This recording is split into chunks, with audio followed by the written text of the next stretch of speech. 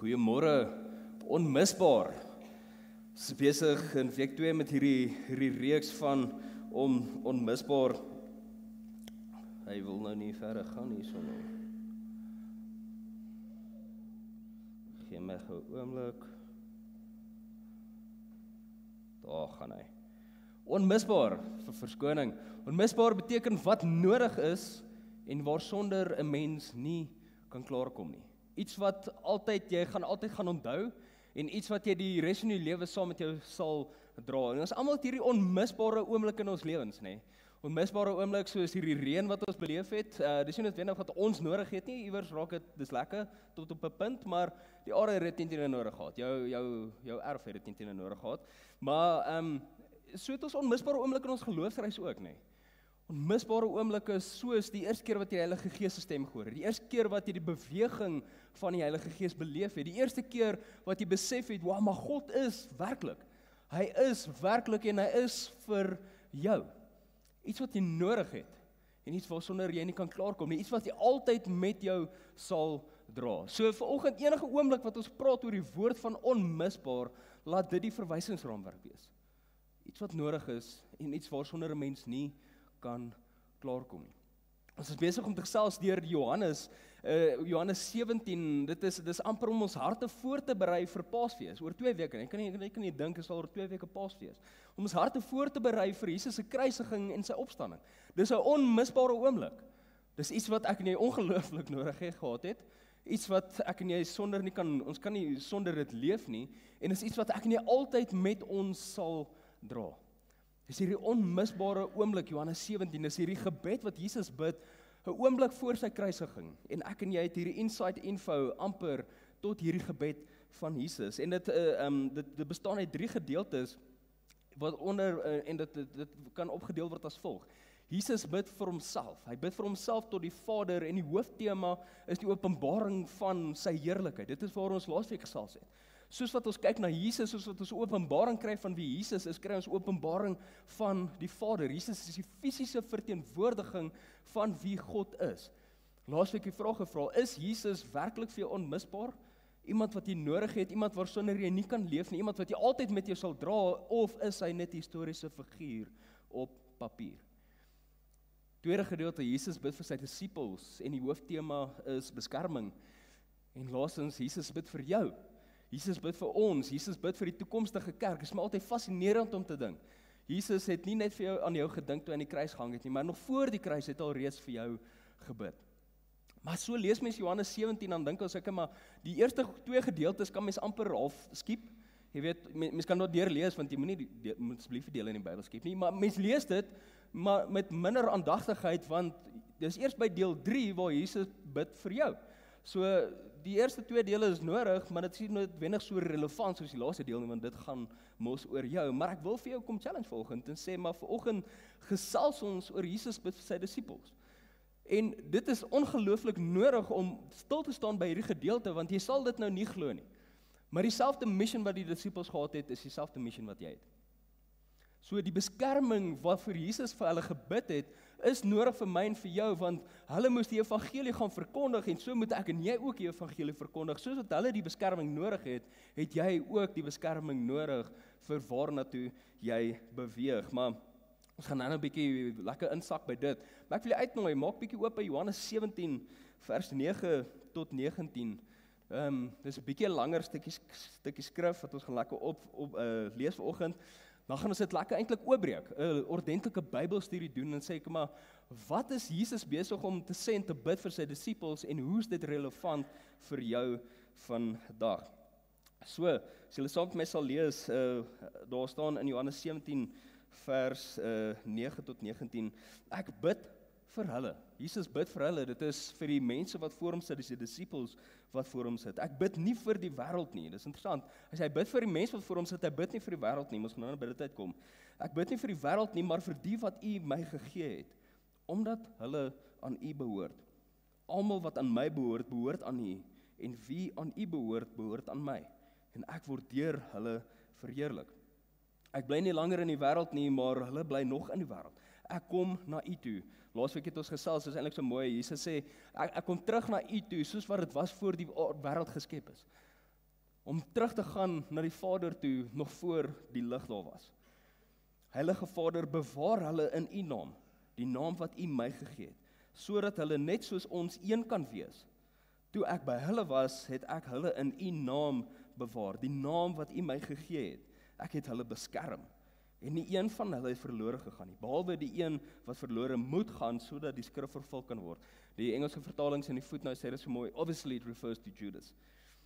Vers 13, maar nou kom ek na U toe, en ek sê dit terwyl ek nog in die wêreld is, sodat hulle my blydskap in sy volheid in hulle kan hê. Ek het U woord aan hulle gegee, en die wêreld haat hulle, omdat hulle nie tot die wêreld behoort nie. Omdat hulle nie tot die wêreld behoort nie, net soos ek ook nie tot die wêreld behoort nie. Vers 15, ek bid nie dat U hulle uit die wêreld moet wegneem nie, maar dat U hulle van die bose moet bewaar. Hulle behoort nie tot die wêreld nie, net soos ek ook nie tot die wêreld behoort nie. Laat hulle nie toegewy wees deur die waarheid. U woord is die waarheid. Soos U my na die wêreld gestuur het, het ek hulle ook na die wêreld toe gestuur. Nou eindig, en hy sê in vers 19, en terwille van hulle wy ek my aan U toe, sodat hulle ook deur die waarheid aan U toegewy kan wees. So, dis nogals 'n lekker mondvol. Hy herhaal homself eintlik nogals in 'n hele paar gedeeltes, en vir daai rede is daar nogals 4 temas wat eintlik mooi uitstaan, waarmee ek wil bietjie stil staan, bietjie dieper gaan insak vanoggend. Beskerming is onmisbaar. Uitdagings is onmisbaar. Verandering is onmisbaar, en sy woord is onmisbaar. Onthou, onmisbaar beteken dit wat nodig is, en iets waarsonder jy nie kan klaarkom nie. Nou raak dit bietjie challenging. Beskerming is wat nodig is, waarsonder jy nie kan klaarkom nie. Uitdagings is wat nodig is, waarsonder jy nie kan klaarkom nie. Verandering is nodig, en waarsonder jy nie kan klaarkom nie. En sy woord. Laaste een is bietjie catch-22, maar sal nou verstaan hoekom ek dit sê, maar dis een waarvoor ek regtig lekker uitsien vanoggend. So met elke gedeelte gaan ons so 'n bietjie oopbreek, en eintlik 'n lekker Johannes 17 koppel aan hierdie temas, maar dis nogals moeilik geweest. Ek gaan eerlik wees, dit was nogals moeilik geweest om stil te staan by spesifieke verse, want dit is eintlik 'n so mooi omvattende skrifgedeelte van Johannes 17 vers 9 tot 19. Maar kom ons spring in. Beskerming is onmisbaar. Johannes 17 vers 11 tot 12. Ek bly nie langer in die wêreld nie, maar hulle bly nog in die wêreld. Ek kom na U toe. Heilige Vader, bewaar hulle in U naam, die naam wat U my gegee het, sodat hulle net soos ons een kan wees. Hy sê, toe ek by hulle was, het ek hulle in U naam bewaar, die naam wat U my gegee het.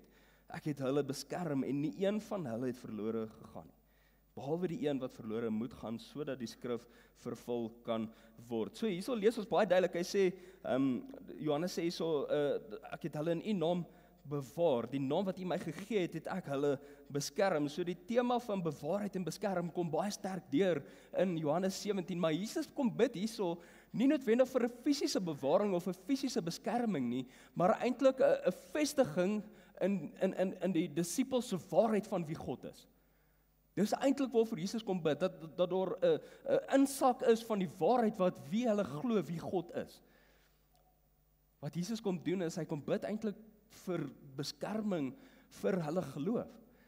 Want hy sê hierso self in Johannes 17 vers 9, hy sê, ek bid vir hulle, ek bid nie vir die wêreld nie, want dis nie noodwendig Jesus, hy gaan saam met die disippels, maar dis nie noodwendig Jesus wat die wêreld ver beïnvloed nie, dit is hierdie mense wat voor hom sit, wat hierdie evangelie in die wêreld gaan invat, en daarom het hulle hierdie beskerming nodig. Daarom het jy hierdie beskerming nodig, want soos die disippels in die wêreld moes ingaan, en die naam van die Here Vader verkondig, het ek en jy ook daai verantwoordelikheid. So het ek en jy ook hierdie beskerming nodig. Maar is interessant, hy vat 'n ander benadering, en hy sê, Jesus plaas ongelooflike groot fokus op dat hulle beskerm sal word deur die naam van die Vader. Ek het hulle in U naam bewaar, die naam wat U my gegee het. So Jesus gaan interessant raak, om in iemand se naam te praat, beteken dat jy roep daardie persoon se mag, se krag, se autoriteit en se gesag aan. So wanneer 'n polisieman sê stop in the name of the law, is hierdie bevel net so geldig soos die wet waarna toe hierdie polisiebeampte verwys word. Nee? Dis net so geldig soos die wet waarna hy verwys. So wat Jesus hier kom doen, is hy vat hierdie bevel amper en hierdie wet, waarvolgens mense iets kan sê, en hy kom sit krag en autoriteit in dit, dat daai wet en daai bevel geldig kan wees. Wat hy hierso sê is, dis een ding as 'n polisieman sê vir jou, stop in the name of the law, en ek en jy wat sê, stop in the name of the Father. Groot verskil, groot autoriteit wat dit dra. So Jesus kom hierso en hy sê, daar's nie net krag in wie ek is en wat ek kom doen hierso nie, daar's krag in die naam van die Vader. Jesus herinner ons eintlik ook net nog 'n bietjie verder, dat beskerming gebeur in die naam van die Vader. Beskerming en bewaring lê in die naam van die Vader, nie deur jou eie pogings nie. Ons het nou net gesing, it may look like I'm surrounded, but I'm surrounded by you. This is how I fight my battles. Is dit so? Want ons almal het hierdie fisiese beskerming. Jy weet, ons sê die sekuriteit by ons huis, ons die beskerming by ons huis, jy het daai aftreeaniteit, jy het jou beleggings, wat ook al dit mag wees vir ingeval, en dit is goed en dit is nodig, maar die vraag is, as daai sou wegval, is sy naam nog genoeg? This is how I fight my battles, is dit deur jou eie pogings, deur jou eie werk, deur jou eie benadering tot beskerming, of is dit in die realiteit en die waarheid van wie sy naam is? Beskerming lê in die naam van die Vader, nie deur ons eie pogings nie. Wat jy moet regtig hoor vanoggend is, die teenwoordigheid van God se beskerming beteken waarborg is nie 'n waarborg teen swaar kry nie. Die teenwoordigheid van God se beskerming beteken nie 'n afwesigheid van uitdagings nie. Inteendeel, die teenwoordigheid van God se beskerming impliseer 'n teenwoordigheid van God en sy krag in jou uitdagings. Wat Johannes 17 vers 9 tot 19 eintlik vir my en jou opset vir hierdie gebed van beskerming, is dat om my en jou te herinner, ek en jy is oorwinnaars in Christus, ons is nie slagoffers van die wêreld nie. Dit vat my en jou na die tweede gedeelte toe. Uitdagings is onmisbaar. Uitdagings, dit voel dalk nie so nie, maar is onmisbaar. Jy gaan dit nie kan vermy nie. Dit is dalk nodig vir jou, want dit is hoe geloof sterker gebou kan word. En dis iets waarsonder jy nie kan klaarkom nie, want dit is deur dit waar ek en jy meer en meer soos die Vader kan wees. Dit is situasies waar ek en jy ons grootste getuienisse partykeer kan vertel. Uitdagings is onmisbaar. Johannes 17 vers 14. Jesus sê, ek het u woord aan hulle gegee. Ek sal nou 'n bietjie by die woord uitkom, dis die laaste gedeelte, maar hy sê, en die wêreld haat hulle. Dis comforting, né? En die wêreld haat hulle. Dit is my so interessant dat Jesus hierdie sê, want dit is asof hy 'n waarborg het, dat hy dit amper dis impliserend dat daar 'n teenstand sal wees of 'n weerstand sal wees tussen die God se koninkryk en die wêreld se stelsels. Hy sê mense wat in Christus behoort, diegene wat aan Christus behoort, jy wat aan Christus behoort, gaan weerstand beleef. Jy gaan hierdie uitdagings beleef, want jou identiteit is anders. Jou verwysingsraamwerk is anders, jou vertrekpunt is anders, jou standaard is anders, jou identiteit lê in die Vader, nie in die wêreld nie. Daarom gaan jy weerstand beleef. Daarom gaan jy uitdagings beleef. Uitdagings gaan onmisbaar wees. Jy gaan uitdagings beleef in die werkplek. Jy gaan uitdagings beleef in die community. Daar beleef jy hierdie uitdagings in jou huis. Daar's hierdie weerstand wat ek en jy in spasies inneem, wat ons God se koninkryk in die wêreld se stelsels kom inbring, en hierdie twee clash met mekaar, want dit is twee goed wat mekaar nie noodwendig geken het voorheen nie. So die uitdagings wat jy beleef in hierdie weerstand tussen God se koninkryk en die wêreldstelsel, beteken nie dit is 'n afwesigheid van God se teenwoordigheid nie. Dit beteken eintlik dis 'n bevestiging dat God in jou werk. Weerens, want you're not of this world. Jy het ander standaarde, jy het 'n ander identiteit, jy het 'n ander manier van na die lewe kyk, jy het 'n ander manier van die lewe te benader. So wanneer jy weerstand beleef in jou huis, in jou werkplek, in jou stad, tussen God se koninkryk en die wêreldstelsel, beteken dit die Vader is actually besig om iets te doen in jou lewe. Maklik? Nee, glad nie. Weerens, beskerming kom in die Vader se naam, nie uit jou eie pogings nie. Ons is geroep om meer en meer soos Jesus te wees. Ek en jy is geroep om meer en meer soos Jesus te word, maar hoe meer ek en jy soos Jesus word, hoe meer weerstand gaan jy beleef, hoe meer gaan jy vervolg word, hoe meer gaan die wêreld jou haat. Dis waarheid, dis Johannes 16 vers 1 tot 4. Jy is geroep om die wêreld te beïnvloed, maar nie om deur die wêreld te beïnvloed word nie. Jy is geroep om die wêreld te beïnvloed, nie om deur die wêreld te besmet te word nie. Uitdagings is onmisbaar. En vat ons na die volgende gedeelte toe. Verandering is onmisbaar. Johannes 17 vers 15. Ek bid nie dat u hulle uit die wêreld moet wegneem nie, maar dat u hulle van die bose moet bewaar. Dit is maar altyd interessant, mense lees hierdie Johannes 17 vers 15 en dan onmiddellik fokus mense op die laaste gedeelte. Ons moet teen die bose bewaar word. Het jy al gewonder hoekom?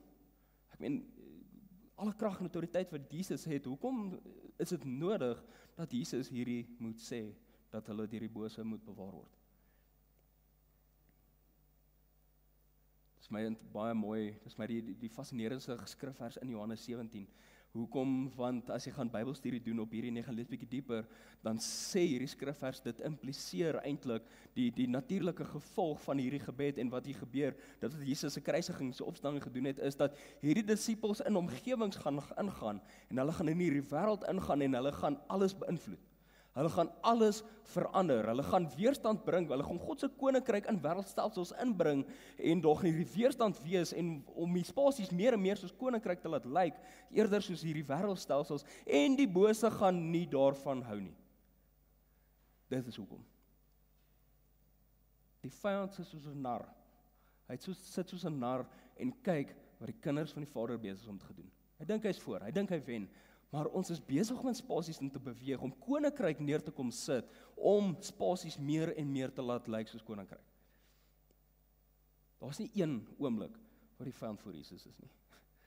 Daar's nie een oomblik waar die vyand ver voor ons is nie. Daar gaan uitdagings wees, en daar gaan weerstand wees in jou lewe, want jy is geroep om agent van verandering te wees. Hierso is waar ons vorige een wat ons sê het, uitdagings is onmisbaar. Die natuurlike oorvloei van daai is, omdat ons hierdie uitdagings beleef, is omdat daar verandering gebeur in spasies. Hierdie verandering is onmisbaar. Jy is geroep om agent van verandering te wees, om spasies te verander, omdat dit meer en meer soos koninkryk lyk, eerder as die wêreld. By Dr. Daya praat ons van ons city changers. Jy het die vermoë om die huis te verander. Jy het die vermoë om jou werkplek te verander. Jy het die vermoë om 'n stad te verander deur die Heilige Gees se krag wat in jou werk. Hoe? Ons praat van we're a family on mission. En as mens gaan kyk na die Johannes 17 vers 9 tot 19 wat ons nou gelees het, is dit amper wat Jesus kom neersit en dit is waarvoor hy vertrou, dit is waarvoor hy bid, dat daar 'n familie sal wees wat opstaan en die evangelie gaan verkondig. Dit is asof dit 'n familie is wat saam staan vir dieselfde redes, wat saam opstaan vir dieselfde redes. Jesus bid dat daar eenheid sal wees onder hulle, daar eenheid sal wees tot die Vader, soos wat Jesus en die Vader een is, dat hulle een sal wees. Daar's hierdie totale konsep van 'n family wat op mission is, en daai mission het nog nie verander van daai tyd tot nou toe nie. Die disippels wat 'n family on mission is dieselfde family wat ek en jy op mission is. Hoe? Faith that reaches the lost. Love that heals the pain, hope that restores what is broken. Dit is hoe ek en jy God se koninkryk in wêreldstelsels begin invat en daar weerstand gaan plaasvind. Want die vyand hou nie daarvan nie, want ek en jy het geloof om mense te kan bereik wat verlore is. Mense wat se hart op 'n stadium geklop het vir die Vader en daar was seer gekry en hulle het hulle hart weggegee dat dit nie meer behoort aan die Vader nie. Of hulle het hulle hart teruggevat vir that matter. Mense wat honger is vir God se woord, jy sien dat hulle verstaan dit nog net nie. En mense wat regtig net ingryp nodig het van die Vader. Waar is daar mense wat verlore is in jou huis? Dit tref hard. Is daar mense in jou huis wat verlore is? In jou werkplek en in hierdie stad. Hoe gereeld bid ons vir die verlorenheid in hierdie stad? Love that heals the pain, waar daar seer is. Waar mense ja gesê vir religion, en hulle het seer gekry in kerk as gevolg van religion, en hulle het hierdie human behavior beleef eerder as die Vader se liefde. Waar seer is in verhoudings. Vandag 5 jaar terug, is dit hard lockdown gewees, COVID. 5 jaar terug het baie mense verloor. Dalk is daar nog seer van afsterwings, seer van geliefdes. Hope that restores what is broken. Hoop om dit wat sistemies gebreek is, reg te maak. Wêreldstelsels wat werk op 'n manier wat ons sien, dit moet nie so wees en daar moet verandering wees. Hierdie moet meer en meer koninkryk wees as wat dit nou is. En iemand moet opstaan. Wie? Die family of mission. Dit is wie moet. Faith, love en hope. Dis niks niets nie. Die vraag is, wie is verlore in jou onmiddellike omgewing? Waar is daar pyn in jou onmiddellike omgewing? Waar is sistemiese gebrokenheid in jou omgewing? Johannes 17, Jesus erken dat ons in die wêreld moet bly en daarin moet werk. Ons is geroep om 'n verskil te maak, om agente van verandering te wees, maar ons het beskerming nodig van die bose. Want baie keer gaan ons in spasies in en ons bring hierdie weerstand, ons bring hierdie koninkryk van die Vader in jou huis, in jou werkplek en in hierdie stad en partykeer weet ons nie wat om te doen met hierdie weerstand nie. Maar dit is waarvoor hy daar is, dit is waarvoor die Heilige Gees daar is. Hy sê self, ek los julle nie alleen, ek stuur vir julle helper, ek stuur vir julle vriend, wanneer julle hierdie weerstand beleef, wat om te doen. Weereens, beskerming is in die naam van die Vader, nie deur jou eie pogings nie. Dit is deur die naam van die Vader wat ek in die koninkryk en spasies gaan inbring, nie uit jou eie pogings nie. Wanneer dit uit ons eie pogings sal gebeur en ons beleef weerstand, dan het ons beskerming nodig teen die bose. Want dan het ons ons eie autoriteit, nie die Vader se autoriteit waarmee ons iets doen nie. Johannes 17, hierdie gebed wys dat God se plan nie is dat gelowiges moet onttrek van die wêreld nie, maar eerder dat ons aktief moet draers wees van lig. Ons leef in 'n moeilike wêreld, dit is 100% die realiteit. Ons leef in 'n moeilike wêreld, maar ek en jy is geroep om 'n verskil te maak in hierdie wêreld, maar nie om oorweldig te word deur die wêreld nie. Baie interessante punt, maar baie belangrike punt. Hierdie family on mission is nie 'n opsionele, gedeelte van gelowiges nie. Dis 'n onmisbare aspek van disippelskap. Dis 'n onmisbare realiteit van my en jou verhouding tot die Vader. Ek en jy kan nie in spasies instap wat wêreldstelsels is en okay wees met dit nie. Ek en jy is geroep om koninkryk in spasies in te bring. Ek het nou reg hierdie gesegde of nie hierdie gesegde gehoor nie. Ons het deur die week het ons lekker span deur Johannes 17 vers 9 tot 19 gesels en eintlik net gevra, maar wat staan uit vir julle? Soos waarmee is die Here besig? Wat sê die Heilige Gees in hierdie oomblik? En ons het op hierdie gesprek neergekom en sê partykeer voel dit of die bose een tree vorentoe is. Partykeer voel dit of die bose een tree of twee tree vorentoe is in jou huis, in jou werkplek of selfs in hierdie stad. Partykeer voel dit in die seisoen waar jy nou is of deur die week, wanneer ook al dit gebeur, of die bose hierdie een tree vorentoe gee, maar hoor vanoggend hierdie waarheid. As jy met een ding volgende wegstap, laat dit hierdie wees. As jy voel die vyand of die bose het een tree vorentoe gegee in jou lewe, staan stil en vra vir die Heilige Gees, wys my, waar's die 5 tree wat jy al reeds gegee het? Daar's nie een oomblik waar die vyand voor Jesus is nie. Psalm 139 sê, daar's nêrens waar jy gaan waar Jesus nog nie was nie. Daar's geen oomblik waar die vyand 'n tree voor Jesus kan wees nie. Ons beskerm in die naam van die Vader. Johannes se belofte sê self dat nie een wat sy naam aanroep verlore sal gaan nie. So as jy voel die bose gee 'n tree vorentoe of hy's een tree voor, onthou waar is daar beskerming en onthou waar is jou standaard, waar is jou verwysingsraamwerk, waar is jou vertrekpunt, onthou waar is jou identiteit. Sy woord is onmisbaar. Johannes 17 vers 17, laat hulle aan u toegewy wees deur die waarheid, u woord is die waarheid. Die Engelse vertaling sê dit so mooi, sanctify them in the truth. Die term sanctify is vertaal vanaf die Griekse woord hagiazo, dieselfde wortel waaruit die woord heilig afgelei is.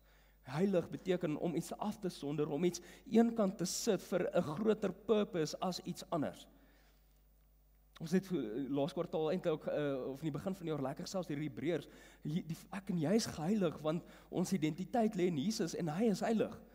Met ander woorde, ek en jy moet 'n ander verwysingsraamwerk hê. Ek en jy moet 'n ander identiteit hê. Ek en jy moet 'n ander standaard hê want ek en jy is geheilig. Ons is aan die kant gesit met 'n groter purpose as die res van die wêreld. Jy is gemaak met 'n purpose om agent van verandering te wees, om koninkryk neer te sit. Jy is gemaak om weerstand te bring in hierdie wêreld. Maar is interessant, mens lees Johannes 17, ja, dan dink mens, die woord is die waarheid en mens dink onmiddellik na skrif, nê. Mens dink aan die Bybel. Ja, dis ook waar. Maar ek wil volgens vir jou 'n mooi openbaring gee, 'n onmisbare oomblik dalk van hoe amazing die Here is. Die woord is die waarheid. As mens gaan kyk na die Grieks, na daai spesifieke gedeelte, die woord is die waarheid. Die woord is die Griekse woord aanvanklik wat beteken logos, nie logos nie. Logos. Sê logos? There we go. So dit is die Griekse woord logos. En interessant, die eerste gedeelte waar mens die woord logos kry is ook in Johannes 1 vers 1. Die woord deur wie ons God leer ken, was reg aan die begin reeds daar. Die woord was by God en die woord was God. So as mens hierdie gaan lees en daarop sê dit die logos deur wie ons God leer ken, was reg in die begin reeds daar. Die logos was by God en die logos was God. Dink jy hierdie verwys na die Bybel? Wat ek en jy eintlik moet lees in Johannes 17 vers 17 is dit. Laat hulle aan U toegewy wees deur die waarheid. U woord is die waarheid. Jesus is die waarheid. Hoe mooi is dit? Wat is die implikasie van hierdie vers? Jesus is waarheid en redding kom net deur hom. Wat jy vanoggend moet hoor is hierdie beskerming waarvoor Jesus bid. Everything points to Jesus. Dit is hoekom ons hierdie gesels om ons harte voor te berei vir Paasfees. Dit wat Jesus kom doen het vir jou deur sy kruisiging en ook sy opstanding. Hier is die uitnodiging. Dat jy beskerming sal word deur sy naam aan te roep, deur te weet hierdie persoon, lewendige persoon het vir jou gebid nog voor sy kruisiging. Jesus se gebed vir sy disippels in Johannes 17 vers 9 tot 19 is 'n onmisbare herinnering dat jy nooit alleen is nie. Hy het vooruit vir jou gebid en hy tree nog steeds in.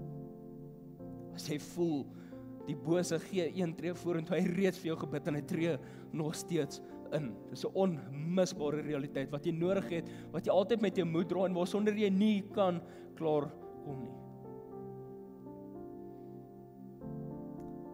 Die vraag is, wat as jy hierdie week leef met die bewustheid dat jy reeds voorgebid is? Hoe sal dit lyk as jy in die oggende opstaan en jy's nie net 'n mens wat hierdie dag moet oorleef, hierdie wêreld moet oorleef nie, maar dat jy opstaan in die oggend en jy besef, maar jy's anders. Jy's heilig, you are set apart, jy het 'n ander standaard, jy het 'n ander waarheid, jy het 'n ander identiteit, jy het 'n ander vertrekpunt as hierdie wêreld en daar is beskerming in sy naam oor jou lewe. Hoe mag dit lyk? Dalk is dit om weer 'n bietjie in sy woord in te klim. Om sy woord in te klim, die ander deel van Logos. Sy woord in te klim en beleef in Johannes 17 hoe dit wat Jesus begin te bid en waarmee hy eindig is al die tyd oor my en vir jou. Dat hy weer lewendig kan word deur sy woord. Dalk is dit om met mense te kuier rondom jou. Mense wat verlore is. Daar waar pyn is, daar waar gebrokenheid is. Dalk is dit om weer stil te staan by hom.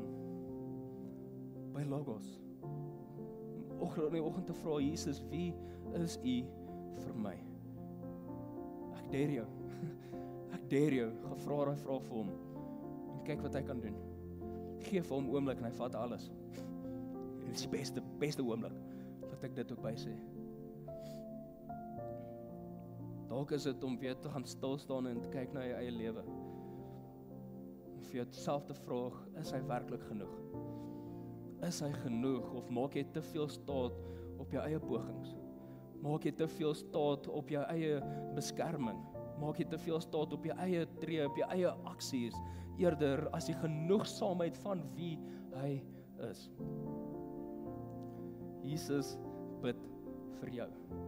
Die vraag is, leef jy asof jy voorgebid is? Dis hier 'n liedjie van This is how I fight my battles. Dit is hoe.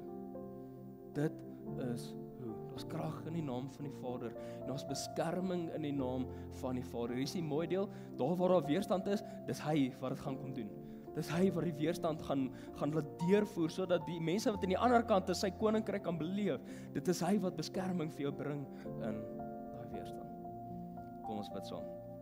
Here, dankie vir hierdie oomblik, wat ons net kan stil staan en net kan ontvang vir 'n oomblik, Here. Vir ons kan weet, Here, maar U is reeds daar in die spasie waar ons weerstand gaan bring. Dat ons kan weet, Here, maar ons is in spasies waar ons gaan inbeweeg en ons weet, maar U is reeds daar. En ons is nog op pad soontoe, ons kan nog geloof in daai spasie kan intree om koninkryk te kom vestig.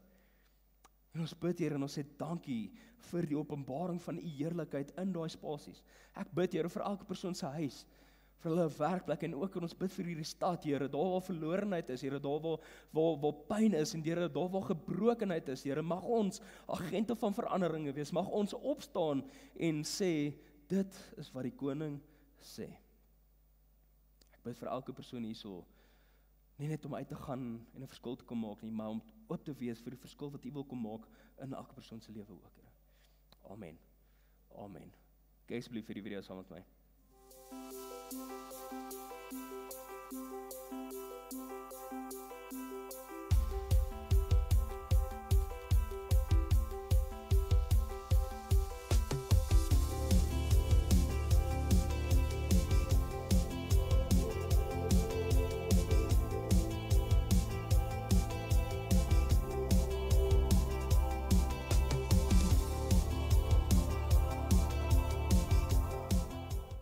Ek onthou my doop baie goed. Vir my was die doop 'n oomblik van radikale gehoorsaamheid aan Jesus. Jesus wat in my plek kruis toe gegaan het en saam met hom het hy my sonde en gebrokenheid saam met hom gevat. My doop was vir my 'n verklaring van die feit dat ek glo dat 3 dae later toe hy opstaan, het ek saam met hom opgestaan tot 'n nuwe en beter lewe. So as jy enige vrae het oor die doop, wil ek jou persoonlik uitnooi om jou naam op te skryf om ons doopgesprek by te woon. Ons sal so graag wil hoor wat sê jy en dalk 'n bietjie van ons gedagtes met jou te deel. So ek hoop regtig om jou daar te sien.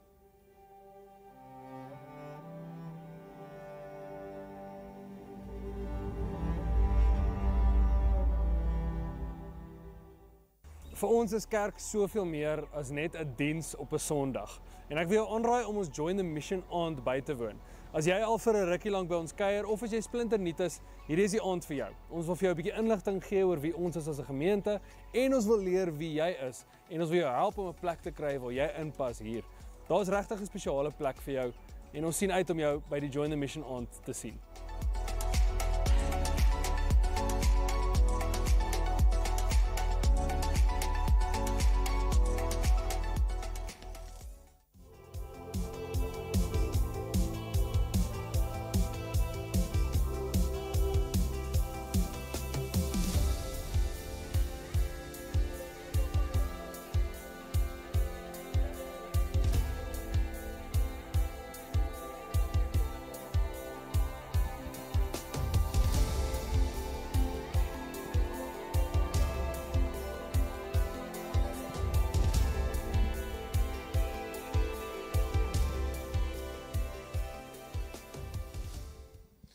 Goeiemôre.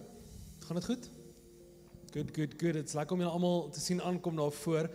So voorreg. Ek het gou 'n paar goedjies wat ek met jou wil deel. Eerste van alles, ek wil gou 2 goedjies highlight wat in die Join the Mission, in die Linen Info video was. Ons Paasfees dienste is om die draai Goeie Vrydag en Opstanding Sondag. En ons is as span vreeslik opgewonde en net as Doksere Johannesburg vreeslik opgewonde. Ons het baie gesprekke oor wat doen ons hierdie jaar en ons is regtig excited. Ons het ietsie spesiaal voorberei. So ek wil jou uitdaag. Kom woon Goeie Vrydag by, het gaan special wees. Ons het die Afrikaanse diens, eerste diens en die Engelse diens, die tweede diens. En dan die Sondag is ook spesiaal, want ons het saam as 'n Johannesburg Fraternal, so klomp kerke hier in Randburg, kom by mekaar. Ons gaan lekker saam die opstanding van die Seun van God vier. So ek wil jou regtig uitdaag. Dis vroeg daai oggend, maar ons gaan na hierdie diens daar, gaan ons aangaan met ons dienste hier. Hoekom? Want daai Sondag is eintlik 'n diens wat baie mense kom soek vir kerk en weer geloof uitdraai. So ons wil jou uitdaag. Kom help ons. Kom ons maak 'n spasie vir mense om weer vir Jesus te kom beleef. So ons wil jou uitdaag om sommer beide te kom bywoon. Bring 'n piknikmandjie en jou kampstoel en alles vir die sunrise service. En van daar af ry ons hiernatoe en ons het opstanding Sondag dienste hierso. So dit gaan 'n baie lekker Sondag en naweek eintlik maar wees. Verder as dit wil ek jou uitdaag. As jy by ons kuier vandag, hi, welkom. Baie lekker om jou by ons te hê. Ons is nie net 'n kerk wat op Sondag dienste hou nie, baie meer as dit. En ons klomp plekke waar jy kan betrokke raak. As jy daai QR-code agter my scan, is daar 'n linktree met alles waar jy kan betrokke raak en alles wat jy hoef te weet, datums van events en alles wat jy wil weet van ons gemeente kan jy daar sien. Ons is ook 'n gemeente wat glo in community. Ons kom by mekaar in klein groepe en klein gatherings van mense wat geestelike groei saam beleef. En ek wil jou regtig uitdaag, gemaak 'n draai by ons community muur. Daar's klomp mense wat 'n passie het om mense te verwelkom in hulle huise en in hulle groepe. So maak 'n draai daar. Op jou stoel is daar so 'n vertjie. Vat hom gou in jou hand, hou hom gou vas. Maak so. Hoekom sit ons hier op jou stoel? Want ons glo in generosity, ons glo in vrygewigheid, dis vir ons 'n value, ons glo om dit te doen en dis vir ons ietsie wat ons konstant kommunikeer. Nou, ons praat vandag oor geloof in ons gee. Ons werk deur hierdie 5 gesindhede van gee. Ons is vandag by week 2 geloof. Nou, die ding is, ons sit hier op jou tafel om ons te baat nie.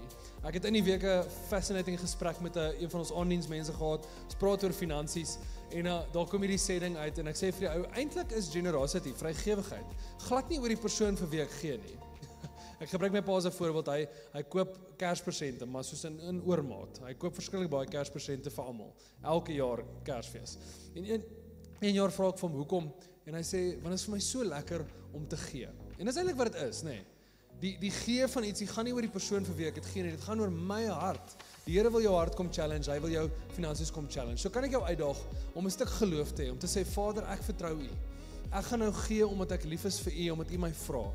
Ek gaan nou gee. So ek wil net 'n oomblik maak, kan ek bid oor ons finansies, net bid oor jou finansies. Vader, baie dankie. Dankie dat U vir ons voorsien. Dankie dat U lief is vir ons. Dankie Vader dat U so kommunikerende God is dat ons toegang het tot U. Ek wil bid Vader soos wat ons nou net dink en ons gesindheid skuif oor gee Vader, dat U met ons sal kom journey, met ons sal kom praat. Ek bid ook vir elke persoon se finansies Vader, kom seën ons, kom gee vir ons wysheid oor ons finansies Vader. Kom maak ons vrygewig Vader. Kom maak ons so vrygewig soos wat U is, wat U enigste seën gegee het om vir ons te sterf. Ons prys U Vader. Amen. Nou ja, ons gaan lekker saam kuier na die diens. Luna's koffie staan reg hier buite. Nou as jy hier uitbeweeg, wat ook lekker is vandag, die bloedbank is vandag hier en ons gaan vir hulle gaan help. Hulle serve ons ongelooflik baie om na ons toe te kom. So as jy uitgaan by die deur, draai regs, gaan jy sien hulle rooi trokkies staan daar. Jy is welkom net na hulle te beweeg en gaan te skenk. Ek is seker hulle sal vir jou 'n koekie dan gee na die tyd dat jy nie flou val nie. Maar goeie nuus, jy kan net terugdraai en Luna's toe kom vir 'n lekker soet koppie koffie as jy wil. Maar ja, hulle is hier vandag om ons te dien. So kom ons help hulle, kom ons help die bloedbank is 'n baie belangrike ding.